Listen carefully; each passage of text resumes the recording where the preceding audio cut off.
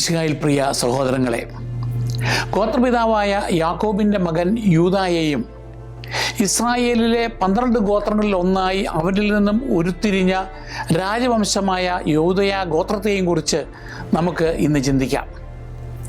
ഇസ്രായേലിൻ്റെ പ്രമുഖ രാജാക്കന്മാരും മിശിഹായും ജനിച്ചത് ഈ ഗോത്രത്തിൽ നിന്നാണ്. മറ്റു ഗോത്രങ്ങൾ ചിതറിക്കപ്പെട്ട് ലോക ജനതയിൽ അലിഞ്ഞു ചേർന്നെങ്കിലും യൂതന്മാർ ഇന്നും തനതാത്മകത നിലനിർത്തിക്കൊണ്ട് ഇസ്രായേൽ രാജ്യം പുനഃസ്ഥാപിച്ചും ലോകത്തിൻ്റെ വിവിധ ഭാഗങ്ങളിലുമായി നിലനിൽക്കുന്നു. ബൈബിൾ കാലഘട്ടങ്ങളിൽ യൂദ എന്ന പേര് സാധാരണയായിരുന്നു. ഈശോയുടെ 3 അപ്പസ്തലന്മാർ യൂദാസ് കറിയാത്ത, യൂദാസ് തദേവൂസ്, യൂദാസ് തോമസ് എന്നിവർ യൂദയ നാമധാരികളായിരുന്നുവെന്നത് ഈ പേരിൻ്റെ പ്രാധാന്യത്തെ വ്യക്തമാക്കുന്നു. യാക്കോബിൻ്റെയും ലിയായുടെയും 4ാമത്തെ മകനായ യൂദായ്ക്ക് അവൻ്റെ അമ്മ അവളുടെ ജീവിതത്തിൽ വഴിത്തിരിവായി മാറിയ ഒരു പേരാണ് നൽകിയത്. തൻ്റെ ഭർത്താവായ യാക്കോബിൻ്റെ സ്നേഹത്തിനായി കൊതിച്ചിരുന്ന ലിയ തൻ്റെ 4ാമത്തെ പുത്രൻ്റെ പ്രസവത്തോടെ തൻ്റെ മനോവേദനയിൽ നിന്നും സഹോദരി റാഹേലുമായുള്ള മത്സരത്തിൽ നിന്നും ശ്രദ്ധ മാറ്റി. പകരം ഇത്തവണ ഞാൻ യഹോവയെ സ്തുതിക്കുമെന്ന് അവൾ പ്രഖ്യാപിക്കുകയും സ്തുതി എന്നർത്ഥമുള്ള ഹെബ്രായ പദമായ യാദയിൽ നിന്ന് അവൾ യൂദ എന്ന പേര് ഇടുകയും ചെയ്തു. ഉൽപ്പത്തി 29-ാം അധ്യായം 35-ാം വാക്യം. ഈ നന്ദി പ്രകടനം വ്യക്തിപരം മാത്രമല്ല, ഇത് യൂദായുടെ വംശപരമ്പരയുടെ ഭാവിയെ പ്രവചിക്കുന്നതായി മാറി. യൂദ പിൽക്കാലത്ത് ഇസ്രായേലിൻ്റെ രാജകീയ ഗോത്രമായി ഉയർന്നു. ദാവീദും സോളമനും ഉൾപ്പെടെയുള്ള രാജാക്കന്മാർ അദ്ദേഹത്തിൻ്റെ പിൻഗാമികളിൽ നിന്നാണ് വരുന്നത്. ഏറ്റവും പ്രധാനമായി മിശിഹായായ യേശു യൂദാ ഗോത്രത്തിൽ നിന്ന് ജനിക്കുകയും പഴയ നിയമ പ്രവചനങ്ങൾ നിറവേറ്റുകയും ചെയ്തു. എല്ലാ ജനതകളും ദൈവസ്തുതി നൽകത്തക്ക വിധം അവൻ അവർക്ക് രക്ഷ നൽകുകയും ചെയ്തു. ഉൽപ്പത്തി 37-ാം അധ്യായത്തിൽ തൻ്റെ സഹോദരനായ ജോസഫിനെ ഒറ്റിക്കൊടുക്കുന്നതിൽ യൂദ ഒരു പ്രധാന പങ്ക് വഹിച്ചു. അസൂയ നിമിത്തം സഹോദരന്മാർ ജോസഫിനെ കൊല്ലാൻ പദ്ധതിയിട്ടപ്പോൾ വ്യത്യസ്തമായൊരു നടപടി നിർദ്ദേശിച്ചത് യൂദ ആയിരുന്നു. ആ സഹോദരനെ വധിക്കാതെ ഇസ്മായേല്യരുടെ ഒരു യാത്രാ സംഘത്തിന് അവനെ വിൽക്കാൻ യൂദ നിർദ്ദേശിച്ചു. അവൻ തൻ്റെ സഹോദരന്മാരോട് പറഞ്ഞു, നമ്മുടെ സഹോദരനെ കൊന്ന് അവൻ്റെ രക്തം മറച്ചു വച്ചതുകൊണ്ട് നമുക്ക് എന്ത് പ്രയോജനമാണ് ഉണ്ടാവുക? വരൂ, നമുക്കവനെ ഇസ്മായേല്യർക്ക് വിൽക്കാം. അവനെ നമ്മൾ ഉപദ്രവിക്കേണ്ട. അവൻ നമ്മുടെ സഹോദരനാണ്, നമ്മുടെ തന്നെ മാംസം. അവൻ്റെ സഹോദരന്മാർ അതിന് സമ്മതിച്ചു. ഉൽപ്പത്തി 37-ാം അധ്യായം 26-27 വാക്യങ്ങൾ. അങ്ങനെ ജോസഫ് അടിമയായി ഈജിപ്തിലെത്തി. വിശ്വാസ വഞ്ചനയിലും അനീതിയിലും വേരൂന്നിയതാണ് എങ്കിലും ഇസ്രായേലിൻ്റെ അതിജീവനത്തിനായുള്ള ദൈവിക പദ്ധതിക്ക് ഈ പ്രവൃത്തി നിമിത്തമായി. യൂദായുടെ ആ പ്രവർത്തനങ്ങൾ, അവരുടെ നേതൃത്വം, മറ്റ് 9 സഹോദരന്മാരുടെ ഇടയിൽ അവനുള്ള സ്വീകാര്യത, നമ്മുടെ സ്വന്തം മാംസം എന്ന് അനുസ്മരിപ്പിച്ച് ജോസഫിൻ്റെ ജീവൻ രക്ഷിക്കാനുള്ള ആഗ്രഹം എന്നിവ പ്രകടമാക്കി. പിന്നീട് ഉൽപ്പത്തി 38-ാം അധ്യായത്തിൽ വിവരിക്കുന്ന താമാറുമായുള്ള അസ്വസ്ഥ സംഭവത്തിൽ ഒരമ്മായിയപ്പൻ എന്ന നിലയിൽ യൂദ തൻ്റെ ഉത്തരവാദിത്തങ്ങളിൽ പരാജയപ്പെടുന്നതായി കാണാം. അത് ഇപ്രകാരമാണ്. സഹോദര കുടുംബങ്ങളിൽ നിന്ന് യൂദ മാറി താമസിച്ച ശേഷം തൻ്റെ മൂത്ത മകൻ ഏറും താമാർ എന്ന സ്ത്രീയും തമ്മിൽ വിവാഹം നടത്തി. എന്നാൽ ഏർ കർത്താവിൻ്റെ ദൃഷ്ടിയിൽ ദുഷ്ടനായിരുന്നതിനാൽ അവൻ അകാലത്തിൽ നിര്യാതനായി. യഹൂദന്മാരുടെയും പുരാതന നിയർ ഈസ്റ്റേൺ പാരമ്പര്യങ്ങളിലും പതിവുള്ള ലെവിറേറ്റ് വിവാഹാചാരപ്രകാരം ഏറിൻ്റെ അടുത്ത സഹോദരനായ ഓനാൻ താമാറിനെ വിവാഹം കഴിച്ചു. എന്നാൽ അവൻ സഹോദരൻ്റെ പേരിൽ സന്താനങ്ങളെ ജനിപ്പിക്കണമെന്ന കടമ പൂർണ്ണമായി നിറവേറ്റാൻ വിസമ്മതിച്ചു. അതിനാൽ കർത്താവ് അവനെയും സംഹരിച്ചു. തൻ്റെ ഇളയ മകൻ ശേല വളർന്ന് പ്രായപൂർത്തിയാകുമ്പോൾ അവനെക്കൊണ്ട് താമാറിനെ വിവാഹം ചെയ്യിക്കാമെന്ന് യൂദ വാഗ്ദാനം ചെയ്തു. എങ്കിലും ശേലായും ഒനാനെ പോലെ അകാല മരണം അടയുമെന്ന ഭീതിയാൽ ആ വാഗ്ദാനം അവൻ നിറവേറ്റിയില്ല. അങ്ങനെ നീതിയോ സുരക്ഷയോ ഇല്ലാതെ താമാർ വിധവയായി തുടരേണ്ടി വന്നു. യൂദായുടെ അവഗണന മനസ്സിലാക്കിയ താമാർ സ്വയം പ്രശ്നപരിഹാരത്തിന് ശ്രമിച്ചു. അവൾ വിധവയുടെ വസ്ത്രം മാറ്റി ഒരു വേശ്യയുടെ വേഷം ധരിച്ച് യൂദായെ തെറ്റിദ്ധരിപ്പിച്ചു. ആളെ തിരിച്ചറിയാതെ യൂദ അവളോടൊപ്പം ശയിച്ചു. അങ്ങനെ അവൾ ഗർഭിണിയായി. വിധവയായവൾ അവിഹിത ബന്ധത്തിലൂടെ ഗർഭിണിയായതിൻ്റെ പേരിൽ അവളെ ശിക്ഷിക്കാൻ യൂദ ശ്രമിച്ചെങ്കിലും തെളിവ് സഹിതം യൂദായാണ് അതിന് കാരണക്കാരനെന്ന് താമാർ വെളിപ്പെടുത്തി. സത്യം പുറത്തു വന്നപ്പോൾ അവൻ പറഞ്ഞു, എന്നേക്കാൾ നീതിയുള്ളവളാണ് അവൾ, ഞാൻ അവളെ എൻ്റെ മകൻ ശേലായിക്ക് കൊടുത്തില്ലല്ലോ. ഉൽപ്പത്തി 38:26. ഈ സംഭവം യൂദായുടെ ധാർമ്മിക വളർച്ചയിൽ ഒരു വഴിത്തിരിവായി. അവൻ തൻ്റെ പരാജയം പരസ്യമായി അംഗീകരിക്കുകയും ഉത്തരവാദിത്വം ഏറ്റെടുക്കുകയും ചെയ്തു. താമാർ പെരേസ്, സേരഹ് എന്നീ ഇരട്ടകളെ പ്രസവിച്ചു. അതിൽ പെരേസ് ദാവീദ് രാജാവിൻ്റെയും ഒടുവിൽ യേശുക്രിസ്തുവിൻ്റെയും നേരിട്ടുള്ള പൂർവികരായി മാറി എന്നത് ശ്രദ്ധേയമാണ്. മത്തായിയുടെ സുവിശേഷം 1:3. മനുഷ്യ ബലഹീനതയിലൂടെ പോലും ദൈവത്തിൻ്റെ കൃപ എങ്ങനെ പ്രവർത്തിക്കുമെന്ന് ഇത് പ്രകടമാക്കുന്നു. ക്ഷാമകാലത്ത് ഭക്ഷണം തേടി യാക്കോബിൻ്റെ 10 മക്കൾ ഈജിപ്തിലേക്ക് പോയി. തങ്ങൾ അടിമയായി ഒരു കാലത്ത് വിറ്റ സ്വന്തം സഹോദരൻ ജോസഫാണ് തങ്ങൾ കണ്ടുവണങ്ങിയ ഈജിപ്തിലെ ഭരണാധികാരി എന്ന് അവർ തിരിച്ചറിഞ്ഞില്ല. ആ സന്ദർഭത്തിൽ ജോസഫ് ഷെമയോനെ ബന്ദിയാക്കി. അവരുടെ സത്യസന്ധത തെളിയിക്കുവാൻ ഇളയ സഹോദരൻ ബെഞ്ചമിനെ കൂട്ടിക്കൊണ്ടുവരണമെന്ന് അവരോട് ആവശ്യപ്പെട്ടു. എന്നാൽ അവർ വീട്ടിൽ മടങ്ങിയെത്തി പിതാവായ യാക്കോബിനോട് ഈ കാര്യം വിശദീകരിച്ചപ്പോൾ ബെഞ്ചമിനെ അയക്കാൻ അദ്ദേഹം വിസമ്മതിച്ചു. അദ്ദേഹം വ്യസനസമേതം പറഞ്ഞു, എൻ്റെ മകൻ നിങ്ങളോട് കൂടെ പോരില്ല. അവൻ്റെ സഹോദരൻ മരിച്ചുപോയി, ഇനി അവൻ മാത്രമേയുള്ളൂ. വഴിക്ക് വെച്ച് അവൻ എന്തെങ്കിലും സംഭവിച്ചാൽ തല നരച്ച് എന്നെ നിങ്ങൾ ദുഃഖത്തോടെ പാതാളത്തിലേക്ക് തള്ളിവിടും. ഉൽപ്പത്തി 42:38. യാക്കോബിൻ്റെ അറിവിൻ പ്രകാരം അദ്ദേഹത്തിന് ജോസഫിനെ നഷ്ടപ്പെട്ടിരുന്നു. ബെഞ്ചമിൻ റാഹേലിന് ശേഷിച്ച ഏക മകനായിരുന്നു. അവനെയും നഷ്ടപ്പെടുക അദ്ദേഹത്തിന് സഹിക്കാവുന്നതല്ല. എന്നാൽ ക്ഷാമം രൂക്ഷമാവുകയും അവർക്ക് ഭക്ഷണം തീരുകയും ചെയ്തു. ബെഞ്ചമിനില്ലാതെ സഹോദരന്മാർക്ക് ഈജിപ്തിലേക്ക് മടങ്ങാൻ കഴിയില്ല. ഈ നിർണായക നിമിഷത്തിൽ യൂദ മുന്നോട്ട് വന്ന് യുക്തിയും ഉത്തരവാദിത്വവും വ്യക്തിപരമായ ത്യാഗവും സംയോജിപ്പിച്ച് യാക്കോബിനെ ബോധ്യപ്പെടുത്തി. അവനെ എൻ്റെ കൂടെ അയക്കുക, ഞങ്ങൾ ഉടനെ പുറപ്പെടാം. അവൻ്റെ ചുമതല ഞാൻ ഏറ്റുകൊള്ളാം. എൻ്റെ കയ്യിൽ അങ്ങേക്ക് അവനെ ആവശ്യപ്പെടാം. അവനെ അങ്ങയുടെ മുൻപിൽ തിരികെ കൊണ്ടുവരുന്നില്ലെങ്കിൽ ആ കുറ്റം എന്നും എൻ്റെ മേൽ ആയിരിക്കട്ടെ. ഉൽപ്പത്തി 43:8-9. ഉത്തരവാദിത്വം സ്വയം ഏറ്റെടുക്കുക വഴി കഠിനമായ പട്ടിണി മരണത്തിൽ നിന്ന് തൻ്റെ കുടുംബത്തെ രക്ഷിക്കുവാനുള്ള ജാഗ്രത യൂദ പ്രകടമാക്കി. മുമ്പ് വൈകാരികവും അശ്രദ്ധവുമായി റൂബൻ നൽകിയ വാഗ്ദാനത്തിൽ നിന്ന് വ്യത്യസ്തമായി യൂദായുടെ അഭ്യർത്ഥന ആത്മാർത്ഥവും വിശ്വസനീയവുമായിരുന്നു. പരാജയപ്പെട്ടാൽ സ്വന്തം മക്കളെ കൊല്ലാമെന്ന റൂബൻ്റെ അപക്വ വാഗ്ദാനത്തിന് പകരം യൂദ സ്വയം സമർപ്പണത്തിന് സന്നദ്ധനായി. തൻ്റെ സഹോദരൻ്റെ ഉത്തരവാദിത്വം ഏറ്റെടുക്കുവാനുള്ള യൂദായുടെ വാഗ്ദാനം നമ്മുടെ പാപഭാരം സ്വയം ഏറ്റെടുത്ത യൂദായുടെ സിംഹമായ യേശുവിനെ മുൻനിഴലാക്കുന്നു. പിന്നീട് ഉൽപ്പത്തി പുസ്തകത്തിൽ യൂദ രൂപാന്തരപ്പെട്ട ഒരു മനുഷ്യനായി ഉയർന്നു വരുന്നു. ക്ഷാമകാലത്ത് സഹോദരന്മാർ ധാന്യം വാങ്ങാൻ ഈജിപ്തിലേക്ക് പോയി മടങ്ങുമ്പോൾ ഈജിപ്തിലെ ഗവർണറായിരുന്ന ജോസഫ് തൻ്റെ വെള്ളിപ്പാനപാത്രം ബെഞ്ചമിൻ്റെ ചാക്കിൽ വെച്ചുകൊണ്ട് അവരെ പരീക്ഷിക്കുന്നു. പാനപാത്രം കണ്ടെത്തിയപ്പോൾ ബെഞ്ചമിനെ മോഷണക്കുറ്റം ചുമത്തി അടിമയാക്കുമെന്ന് ജോസഫ് ഭീഷണിപ്പെടുത്തുന്നു. ഉൽപ്പത്തിയുടെ 44. ഈ നിർണായക നിമിഷത്തിൽ യൂദ ഒരു വക്താവും മധ്യസ്ഥനുമായി മുന്നോട്ട് വരുന്നു. ബൈബിളിലെ ഏറ്റവും വികാരനിർഭരമായ പ്രഭാഷണങ്ങളിലൊന്നിൽ ബെഞ്ചമിന് പകരം തന്നെ പരിഗണിക്കാൻ ജോസഫിനോട് അപേക്ഷിക്കുന്നു. 44:18-34 അവരുടെ പിതാവായ യാക്കോബിൻ്റെ അഗാധ ദുഃഖം അദ്ദേഹം വിവരിക്കുന്നു. ബെഞ്ചമിൻ മടങ്ങിച്ചെന്നില്ലെങ്കിൽ യാക്കോബ് ദുഃഖത്താൽ മരിക്കുമെന്ന് അദ്ദേഹം പറയുന്നു. യൂദ തന്നെ ഒരു പകരക്കാരനായി വാഗ്ദാനം ചെയ്തുകൊണ്ട് ഇപ്രകാരം പറയുന്നു: ബാലന് പകരം അങ്ങൻ്റെ അടിമയായി നിൽക്കാൻ എന്നെ അനുവദിക്കണമെന്ന് ഞാൻ അപേക്ഷിക്കുന്നു. ബാലൻ സഹോദരന്മാരുടെ കൂടെ തിരിച്ചു പൊയ്ക്കൊള്ളട്ടെ. അവനെ കൂടാതെ ഞാൻ എങ്ങനെ പിതാവിൻ്റെ അടുത്ത് ചെല്ലും? അവന് സംഭവിക്കുന്ന ദുരന്തം ഞാൻ എങ്ങനെ സഹിക്കും? ഉൽപ്പത്തി 44:33-34. ഈ പ്രവൃത്തി യൂദായുടെ പശ്ചാത്താപത്തിൻ്റെ ആഴം വെളിപ്പെടുത്തുന്നു. വർഷങ്ങൾക്ക് മുമ്പ് ജോസഫിനെ ഇല്ലാതാക്കുന്നതിന് അദ്ദേഹം നേതൃത്വം നൽകിയിരുന്നെങ്കിൽ ഇപ്പോൾ അദ്ദേഹം സ്വന്തം ജീവൻ പോലും അർപ്പിക്കാൻ സന്നദ്ധനായി സഹോദര സ്നേഹം പ്രകടിപ്പിക്കുന്നു. ബെഞ്ചമിന് വേണ്ടി ത്യാഗം സഹിക്കുവാനുള്ള യൂദായുടെ സന്നദ്ധത, യഥാർത്ഥ അനുതാപം വാക്കുകളിൽ മാത്രമല്ല പ്രവൃത്തിയിൽ അധിഷ്ഠിതമായ മാറ്റത്തിലൂടെ വ്യക്തമാക്കുന്നു. അവൻ ബലപ്രയോഗമില്ലാതെ സ്നേഹത്തിലൂടെയും ത്യാഗത്തിലൂടെയും തൻ്റെ സഹോദരന്മാർക്കിടയിൽ നേതാവായി ഉയർന്നു വരുന്നു.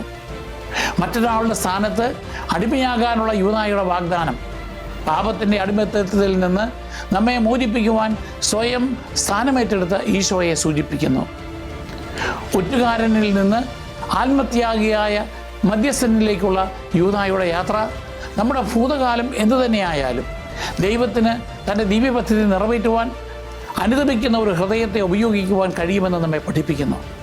യൂദായെപ്പോലെ ഉത്തരവാദിത്വം ഏറ്റെടുക്കാനും ദുർബലരെ സംരക്ഷിക്കാനും സ്നേഹത്തിൽ നമ്മെ തന്നെ സമർപ്പിക്കുവാനും നാമം വിളിക്കപ്പെട്ടിരിക്കുന്നു.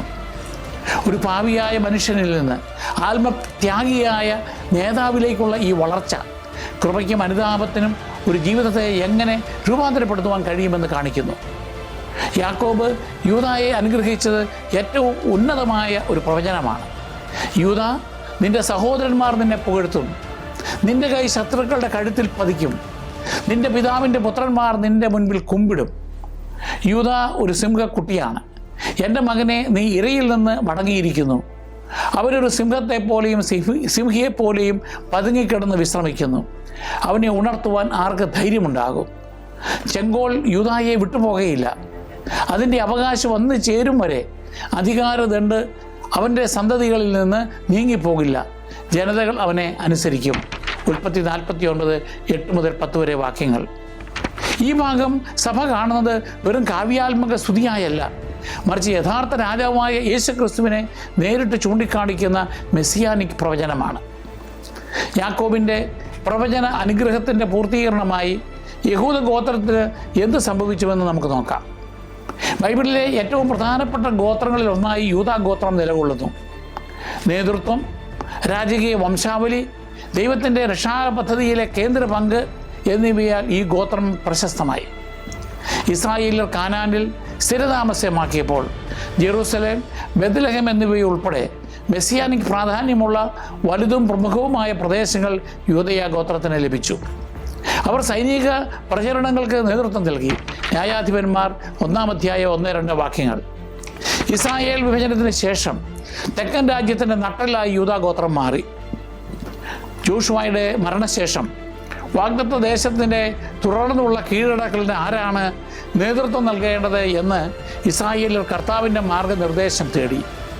ദൈവം ആദ്യം പോകാൻ നിയോഗിച്ചത് യൂദയാ ഗോത്രത്തെയാണ്. ദേശം അവരുടെ കൈകളിൽ ഏൽപ്പിക്കുമെന്ന് അവിടുന്ന് വാഗ്ദാനം ചെയ്തു. യൂദാ തൻ്റെ വംശപരമ്പരയിൽപ്പെട്ട ശെമയോൻ്റെ ഗോത്രത്തെ യുദ്ധത്തിൽ പങ്കുചേരാൻ ക്ഷണിച്ചു. അവർ ഒരുമിച്ച് കാനാന്യരെയും പെരീസ്യരെയും ആക്രമിച്ച് 10,000 പേരെ ബെസേക്കിൽ വെച്ച് വധിച്ചു. അവിടെ മുമ്പ് 70 മറ്റ് രാജാക്കന്മാരെ അംഗഭംഗം വരുത്തിയിരുന്ന ക്രൂര രാജാവായ അദോണി ബെസേക്കിനെ അവർ പിടികൂടി. ദൈവിക നീതിയുടെ ശ്രദ്ധേയമായ ഒരു നിമിഷത്തിൽ അദോണി ബേസക്, ഞാൻ ചെയ്തതുപോലെ ദൈവം എനിക്ക് പ്രതിഫലം നൽകിയെന്ന് സമ്മതിച്ചു. അദ്ദേഹത്തെ ജെറുസലേമിലേക്ക് കൊണ്ടുവന്നു. അവിടെ അദ്ദേഹം പിന്നീട് മരിച്ചു. തുടർന്ന് യൂദാ ഗോത്രം ജെറുസലേം പിടിച്ചടക്കി കത്തിച്ചുകൊണ്ട് ദൈവം കൽപ്പിച്ച പ്രകാരം കീഴടക്കൽ തുടർന്നു.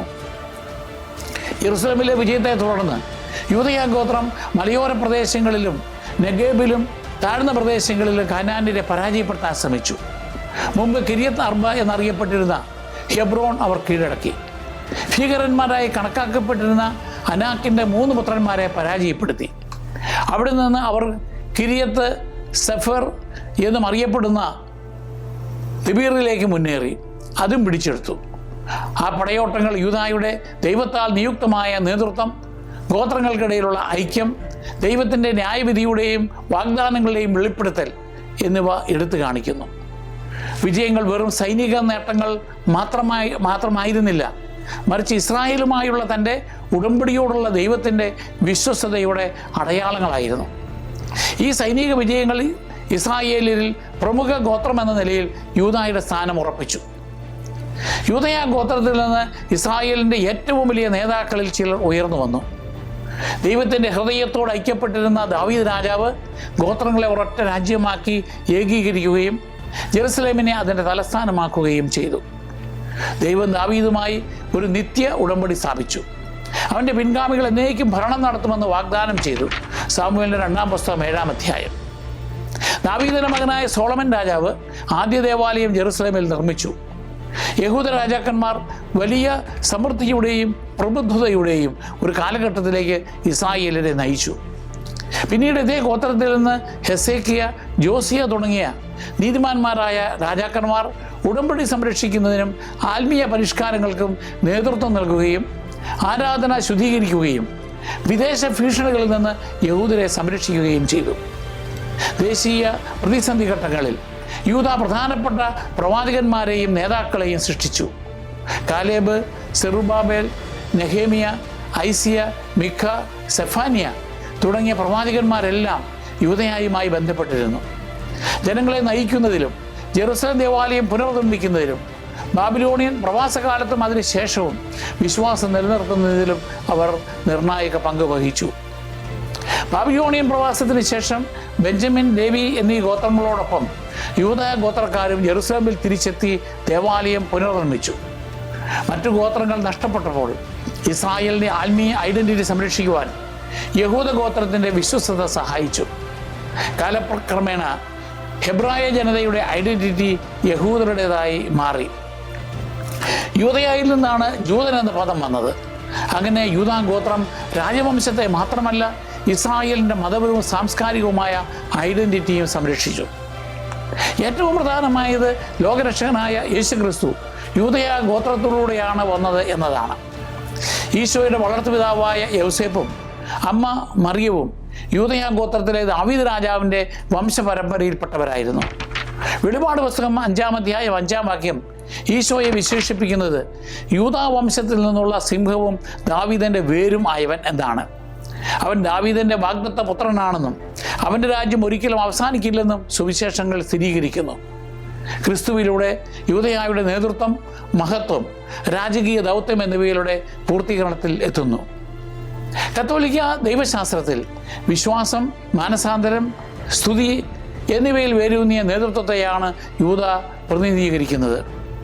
രാജ്യത്വം സ്ഥാപിക്കുന്നത് മുതൽ രക്ഷകന്റെ ജനനം വരെ യൂദായുടെ കഥ ദൈവത്തിൻ്റെ വിശ്വസ്തതയെയും അവൻ്റെ വീണ്ടെടുപ്പ് പദ്ധതിയുടെ വെളിപ്പെടുത്തലിനെയും പ്രതിഫലിപ്പിക്കുന്നു. ക്രിസ്തുവിലൂടെ ഈ വംശപരമ്പരയിൽ നിന്ന് ജനിച്ച സഭ യഥാർത്ഥ രാജാവിനോടുള്ള ആരാധനയിലും അനുസരണത്തിലും ജനതകളെ നയിക്കുക എന്ന യൂദായുടെ ദൗത്യം തുടരുന്നു. യേശുക്രിസ്തുവിൻ്റെ വംശപരമ്പരയിൽ യൂദായുടെ സുപ്രധാന സ്ഥാനം നമുക്ക് പരിശോധിക്കാം. ഉൽപ്പത്തി 49-ാം അധ്യായത്തിൽ യാക്കോബ് തൻ്റെ പുത്രനായ യൂദായ്ക്ക് നൽകിയ പ്രവചനത്തിൻ്റെ പൂർണ്ണവും അന്തിമവുമായ സാക്ഷാത്കാരം യേശുവിൽ നിറവേറുന്നു. ആ പ്രവചനം യഹൂദ ചരിത്രത്തിലൂടെ പ്രതിധ്വനിക്കുകയും മിശിഹായിൽ പര്യവസാനിക്കുകയും ചെയ്തു. യഹൂദ ഗോത്രത്തിൽ നിന്നാണ് രക്ഷകൻ വരുന്നത് എന്ന് തിരുവെഴുത്തുകൾ വ്യക്തമാക്കിയിട്ടുണ്ട്. യേശുക്രിസ്തുവിൻ്റെ വളർത്തുപിതാവായ ജോസഫും അവൻ്റെ അമ്മയായ മറിയവും ദാവീദിൻ്റെ വംശപരമ്പരയിൽ നിന്നാണെന്ന് ആദ്യകാല സഭാപിതാക്കന്മാർ പഠിപ്പിക്കുന്നു. കൂടാതെ മത്തായിയുടെ സുവിശേഷം 1-ാം അധ്യായം 1 മുതൽ 16 വരെയുള്ള വാക്യങ്ങൾ മിശിഹായുടെ വംശാവലി ദാവീദിൻ്റെ നിയമപരമായ പിന്തുടർച്ചാവകാശമായി യേശുവിനെ അവതരിപ്പിക്കുന്നു. അതേസമയം ലൂക്കോസിൻ്റെ വംശാവലി 3-ാം അധ്യായം 23 മുതൽ 34 വരെയുള്ള വാക്യങ്ങൾ യഹൂദ ഗോത്രത്തിൽ ജെസ്സയുടെ മകനായ ദാവീദ് വഴി വ്യത്യസ്തമായൊരു പൂർവിക പാതയിലൂടെ യേശുക്രിസ്തുവിൻ്റെ വംശാവലിയെ ചിത്രീകരിക്കുന്നു. ഹെബ്രായർ 7:14 ഇപ്രകാരം പറയുന്നു: നമ്മുടെ കർത്താവ് ജനിച്ചത് യൂദായുടെ വംശത്തിലാണെന്ന് സ്പഷ്ടമാണ്. ഈ വംശത്തിൻ്റെ പൗരോഹിത്യത്തെക്കുറിച്ച് മോശ ഒന്നും പറഞ്ഞിട്ടില്ല. കത്തോലിക്ക ദൈവശാസ്ത്രത്തിൽ ഈ പിന്തുടർച്ച നിർണായകമാണ്. മനുഷ്യവംശ പരമ്പരയുടെയോ ജനതകളുടെ പ്രതീക്ഷയുടെയോ പൂർത്തീകരണം എന്ന നിലയിൽ മാത്രമല്ല, യേശുക്രിസ്തു ദാവീദ് വഴി ഉടമ്പടി ചെയ്യപ്പെട്ട വാഗ്ദത്ത രാജാവ് കൂടിയാണ്. യാക്കോബിൻ്റെ പ്രവചന അനുഗ്രഹം ഉൽപ്പത്തി 49:10 ഇങ്ങനെ മുൻകൂട്ടി പറയുന്നു: ചെങ്കോൽ യൂദായെ വിട്ടുപോകില്ല, അതിൻ്റെ അവകാശം വന്നു ചേരും വരെ അധികാര ദണ്ഡ് അവൻ്റെ സന്തതികളിൽ നിന്ന് നീങ്ങിപ്പോകയില്ല, ജനതകൾ അവനെ അനുസരിക്കും. കത്തോലിക്ക ധാരണയിൽ ഇത് യേശുവിൽ സാക്ഷാത്കരിക്കപ്പെടുന്നു. അദ്ദേഹത്തിൻ്റെ രാജ്യം യഹൂദരെയും വിജാതീയരെയും തൻ്റെ കർത്തൃത്വത്തിന് കീഴിൽ കൊണ്ടുവരുന്നു. ക്രിസ്തു പ്രഖ്യാപിക്കുന്ന രക്ഷയിലേക്കുള്ള സാർവത്രിക ആഹ്വാനം ആഗോള അനുസരണത്തിൻ്റെ ഈ ദർശനം നിറവേറ്റുന്നു. അവനെ ഇസ്രായേലിൻ്റെ രാജാവായി മാത്രമല്ല, എല്ലാ ജനതകളുടെയും രാജാവാക്കി മാറ്റുന്നു. വെളിപാട് പുസ്തകം ക്രിസ്തുവിൻ്റെ രാജകീയ മഹത്വത്തിൻ്റെ ശക്തമായ ഒരു ചിത്രം നൽകുന്നു. വെളിപാട് 5:5 നാം വായിക്കുന്നു: അപ്പോൾ ശ്രേഷ്ഠന്മാരിൽ ഒരുവൻ എന്നോട് പറഞ്ഞു, കരയാതിരിക്കൂ, ഇതാ യൂദാവംശത്തിൽ നിന്നുള്ള സിംഹവും ദാവീദിൻ്റെ വേരുമായവൻ വിജയിച്ചിരിക്കുന്നു. അവന് ചുരുൾ നിവർത്താനാവും, സപ്തമുദ്രകൾ പൊട്ടിക്കാനും കഴിയും. ഇവിടെ യഹൂദയുടെ സിംഹം എന്ന പദവി യേശുവിനെ യാക്കോബിൻ്റെ ശക്തി, രാജ്യത്വം, ആധിപത്യം എന്നിവയുടെ പ്രതിച്ഛായയുമായി നേരിട്ട് ബന്ധിപ്പിക്കുന്നു.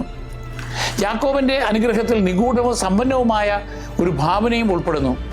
അവൻ തൻ്റെ കഴുതിയെ മുന്തിരിവള്ളിയിലും കഴുതക്കുട്ടിയെ വിശിഷ്ടമായ മുന്തിരിച്ചെടിയിലും കെട്ടിയിടും. തൻ്റെ ഉടുപ്പ് വീഞ്ഞിലും മേലങ്കി മുന്തിരിച്ചാറിലും കഴുകും. ഉൽപ്പത്തി 49:11.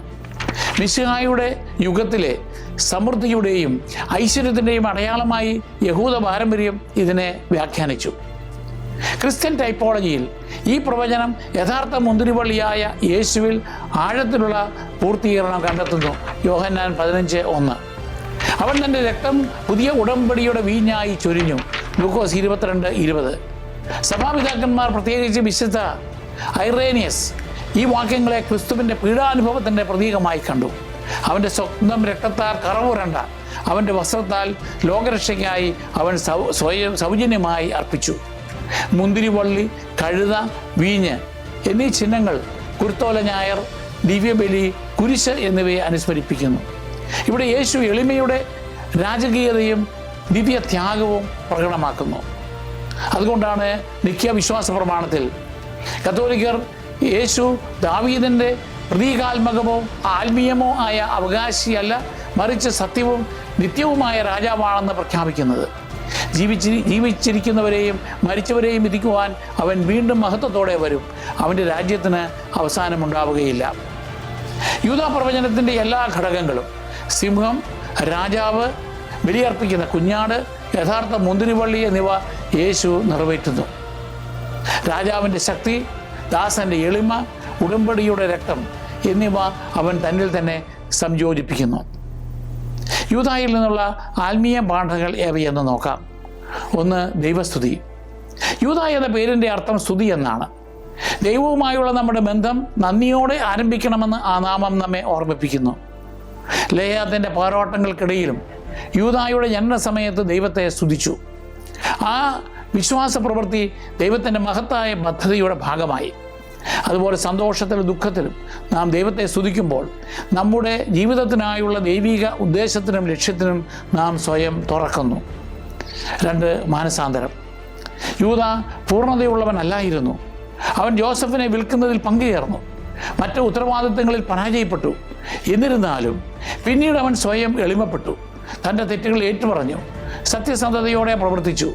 അവൻ്റെ ഹൃദയ മാറ്റം പുനഃസ്ഥാപിക്കപ്പെട്ട നേതൃത്വത്തിലേക്ക് നയിച്ചു. നമ്മൾ എത്ര പരാജയപ്പെട്ടാലും യഥാർത്ഥ അനുതാപം നമ്മെ ദൈവത്തിൻ്റെ പദ്ധതിയിലേക്ക് തിരികെ കൊണ്ടുവരുമെന്നും പുതിയ ഉത്തരവാദിത്തങ്ങൾക്കായി നമ്മെ ഒരുക്കുമെന്നും ഇത് നമ്മെ പഠിപ്പിക്കുന്നു. ത്യാഗപരമായ സ്നേഹം ക്രിസ്തുവിനെ പ്രതിഫലിപ്പിക്കുന്നു. ഈജിപ്തിലൊരു അടിമയായി ബെഞ്ചമിൻ്റെ സ്ഥാനം ഏറ്റെടുക്കുവാൻ യൂദാ വാഗ്ദാനം ചെയ്തപ്പോൾ അവൻ ആഴമേറിയതും ആത്മാർത്ഥവുമായ സ്നേഹമാണ് പ്രകടിപ്പിച്ചത്. ഈ പ്രവൃത്തി നമുക്ക് വേണ്ടി തൻ്റെ ജീവൻ നൽകിയ യേശുവിൻ്റെ പരമമായ ത്യാഗത്തെ സൂചിപ്പിക്കുന്നു. ദൈനംദിന ജീവിതത്തിൽ ദയ, ക്ഷമ, കരുണ, സേവനം എന്നിവയിലൂടെ മറ്റുള്ളവരെ പരിഗണിച്ചുകൊണ്ട് ക്രിസ്തുവിനെ പ്രതിഫലിപ്പിക്കുവാൻ നാം വിളിക്കപ്പെട്ടിരിക്കുന്നു. 4. വാഗ്ദാനങ്ങളിൽ പ്രത്യാശ. യൂദായിൽ നിന്നൊരു രാജാവ് വരുമെന്ന് ദൈവം വാഗ്ദാനം ചെയ്തു. ആ വാഗ്ദാനം നിരവധി തലമുറകൾക്ക് ശേഷം യേശുവിൽ നിറവേറ്റപ്പെട്ടു. ദൈവത്തിൻ്റെ സമയം എല്ലായ്പ്പോഴും നമ്മുടെയല്ല, പക്ഷേ അവൻ്റെ വാഗ്ദാനങ്ങൾ എല്ലായ്പ്പോഴും സത്യമാണെന്ന് ഇത് നമ്മെ ഓർമ്മിപ്പിക്കുന്നു. വിശ്വാസത്തോടും ക്ഷമയോടും കൂടി നാം ദൈവവചനം മുറുകെ പിടിക്കുമ്പോൾ ഉടമ്പടി ഫലങ്ങൾ കാണാത്തപ്പോൾ പോലും നമുക്ക് നിലനിൽക്കുന്ന പ്രത്യാശയോടെ ജീവിക്കാൻ കഴിയും. നമുക്ക് പ്രാർത്ഥിക്കാം. ഇസ്രായേലിൻ്റെ ദൈവമായ കർത്താവേ, രാജാക്കന്മാരുടെ രാജാവായ ഞങ്ങളുടെ കർത്താവായ യേശു ക്രിസ്തുവിനെ ജനിപ്പിച്ച യഹൂദ ഗോത്രത്തെപ്പറ്റി പ്രതി ഞങ്ങൾ നന്ദി പറയുന്നു. സ്തുതിയുടെയും അനുതാപത്തിൻ്റെയും ത്യാഗപരമായ സ്നേഹത്തിൻ്റെയും ജീവിതം നയിക്കാൻ ഞങ്ങളെ പഠിപ്പിക്കണമേ. യൂദായെപ്പോലെ ഞങ്ങൾ യഥാർത്ഥ ആത്മീയ നേതാക്കളായി വളരട്ടെ. അങ്ങ് നൽകിയതും അവിടുത്തെ പുത്രനിൽ നിറവേറ്റിയതുമായ വാഗ്ദാനങ്ങളിൽ എപ്പോഴും ഞങ്ങളുടെ പ്രത്യാശ സ്ഥാപിക്കാൻ ഞങ്ങളെ സഹായിക്കണമേ. യൂദായുടെ സിംഹമായ ക്രിസ്തുവേ, ഇപ്പോഴും എപ്പോഴും ഞങ്ങളുടെ ഹൃദയങ്ങളിൽ വാഴണമേ. ആമേൻ.